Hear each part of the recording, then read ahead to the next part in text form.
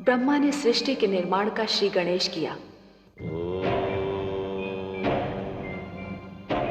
सबसे पहले अपनी भुजाओं से उन्होंने 4 मनु पैदा किए।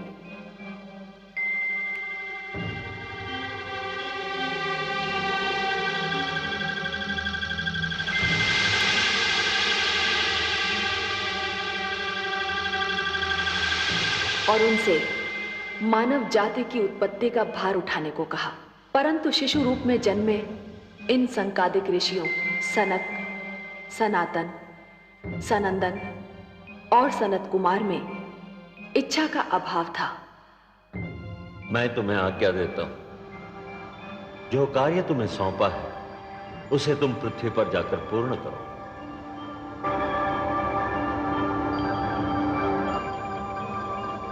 तो मैं तुम्हें शाप देता हूं, जाओ, निकल जाओ यहां से। उन्होंने मानव जाति को जन्म देने जैसा महान भार उठाने में स्वयं को असमर्थ पाया। इच्छा का संबंध ज्ञान से है और ज्ञान की जड़ें विद्या में होती हैं। ब्रह्मा ने यह सोचकर निर्णय लिया कि मानव से पहले सृष्टि में ज्ञान का उजाला फैलाना चाहिए। जीवन को ज्ञान मिलने से पहले ज्ञान को जीवन मिलना चाहिए।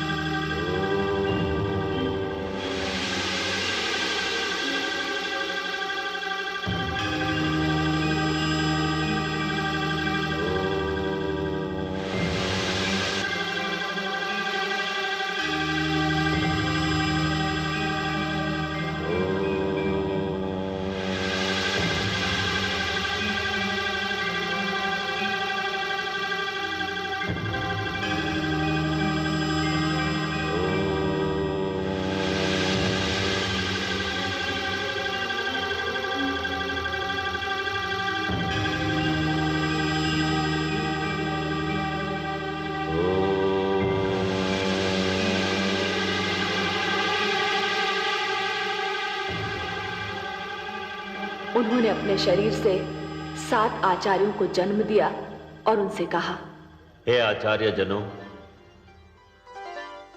हे वशिष्ठ, हे क्रतु, हे पुलह, हे पुलस्त्य, हे अंगिरा, हे अत्रि, हे मरीचि।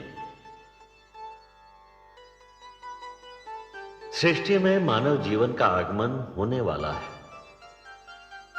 मानव को शिक्षा देना,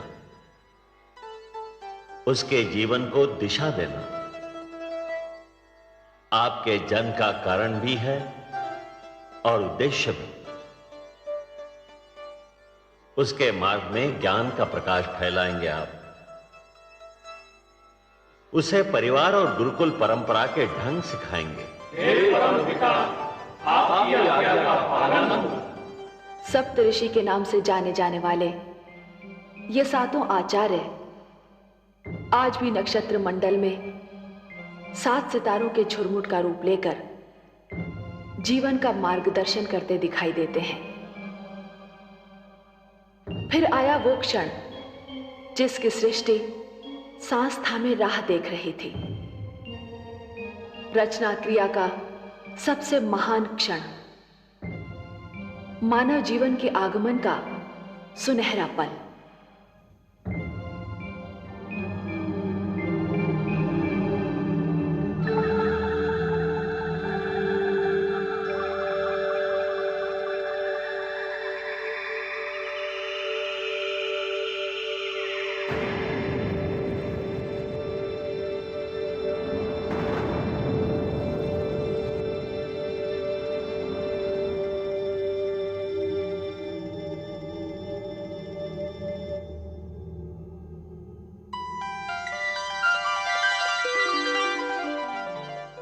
प्रणाम प्रभु।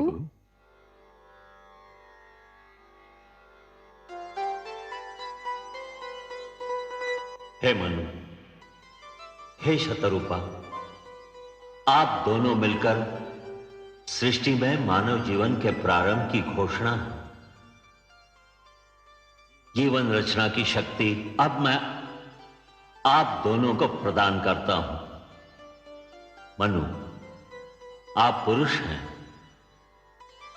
शतरूपा आप स्त्री। आप दोनों मिलकर मानव जाति का आधार बनेंगे, परिवार बनाएंगे, समाज बनाएंगे। आप दोनों शरीर तो दो हैं, पर प्राण एक होंगे, एक दूसरे का साथ देंगे, एक दूसरे के सुख दुख बांटेंगे। जो आज्ञा प्रभु। आप दोनों के कई रूप होंगे। मनु, आप पति, पिता, पुत्र के रूप धारण करते रहेंगे, और शतरूपा आप पत्नी, माता और पुत्री के रूप में ढलती रहेंगी। आपको मैं स्नेह, ममता, दया और करुणा की भावनाएं देता हूं। मनु, आपको संरक्षण, पालन पोषण और परिश्रम की शक्तियां प्रदान करता हूं। आप हर पग पर, हर स्थिति में और हर स्थान पर शतरूपा की रक्षा करेंगे, उसके सुख का ध्यान रखेंगे। आज के उपरांत सृष्टि में जीवन स्वयंभू नहीं होगा। अब जीवन जन्म लेगा और जन्म देगा। हे पिता, आपके आदेश का पालन होगा। मैं अपने धर्म का पालन करूंगी प्रभु।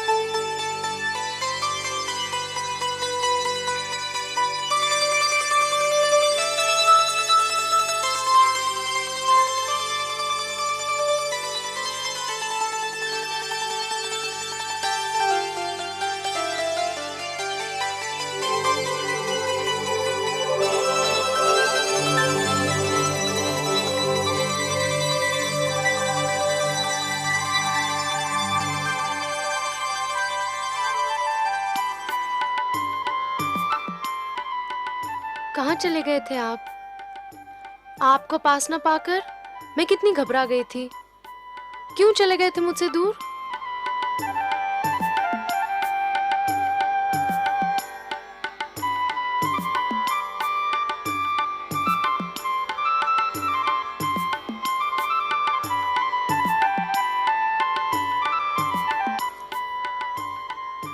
ऐसे क्या देख रहे हैं आप? देख नहीं रहा हूं देवी, सोच रहा हूं। क्या सोच रहे हैं?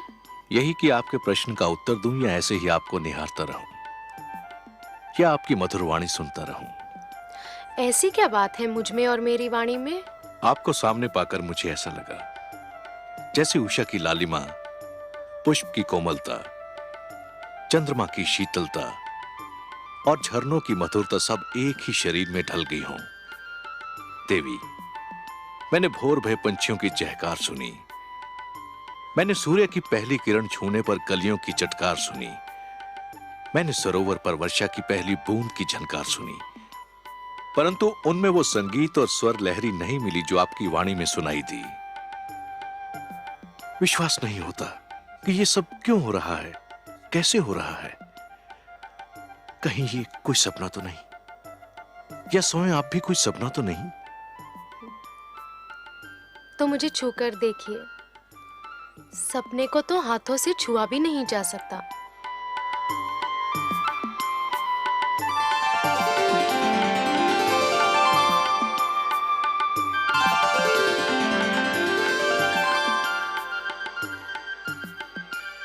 अब पता चला कि मैं सपना हूं या सत्य?